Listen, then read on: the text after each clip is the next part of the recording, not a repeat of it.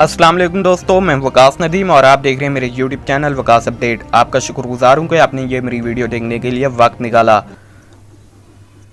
दोस्तों, खूबरू अदाकारा आयजा खान के घर नए मेंबर की एंट्री हुई, जिस पर वो खुशी से निहाल हैं। ड्रामा इंडस्ट्री की नामूर अदाकारा आयजा खान का शुमार बेहतरीन अदाकारों में होता है। अदाकारा ना सिर्फ खूबसूरत हैं बल्कि वो अदाकारी की भी माहिर हैं। इस बार आयजा खान ने इंस्टाग्राम पर एक तोते की वीडियो शेयर की जिसका नाम मीनू है और लिखा कि मीनू मेरे घर का नया फर्द है।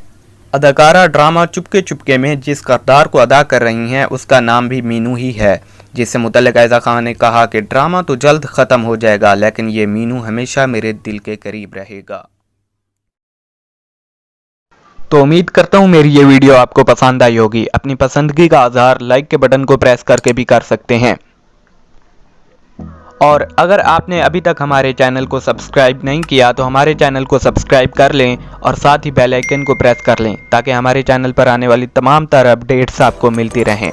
तो मिलते हैं एक नेक्स्ट वीडियो में, तब तक के लिए अल्लाह हाफिज़।